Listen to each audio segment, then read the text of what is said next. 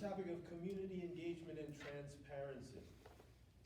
What methods will you use to keep parents, teachers, and residents informed and to solicit their input? For example, how would you structure public forums, surveys, or committee work to reflect the community's voice? And Matthew will go first. Sure. First, I'd stress that no board member acts alone, right? And there's also lots of legal considerations to navigate when you're talking about privacy and things of that nature. So we must be thoughtful about how we engage, the public in a public setting. That said, I'm all for creative ways to learn and share with the community. I'd like to see listening sessions or town halls that discuss issues in a less formal setting outside of a formal board meeting.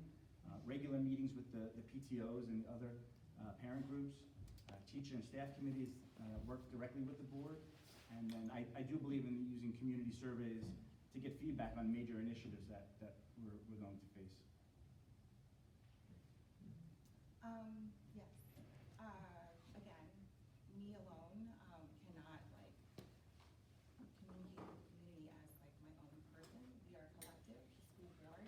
However, I am very active in our current school and PTO presidents and just kind of communicating with them, seeing where their membership and what concerns them, and that kind of using that information to then bring to the collective and the greater conversation.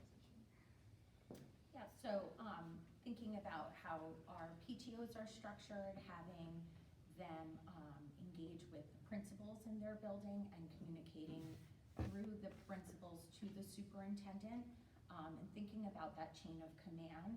Again, we can't hold a forum individually to have parents give their input or community give their input.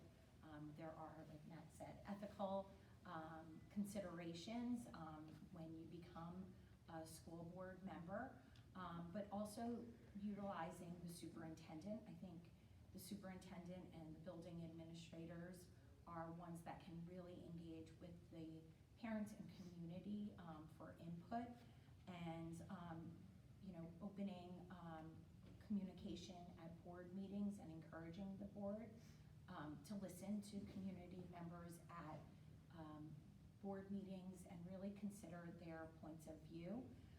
I also would like engagement through the superintendent to have informal talks. So when we look to have a new superintendent, that's something that I think is really important, because the superintendent needs to have an understanding of our unique community, what we value, and through informal coffee talks, the public can share their concerns with that person, and then the superintendent can bring it not only to the building administrators, but also to the Board of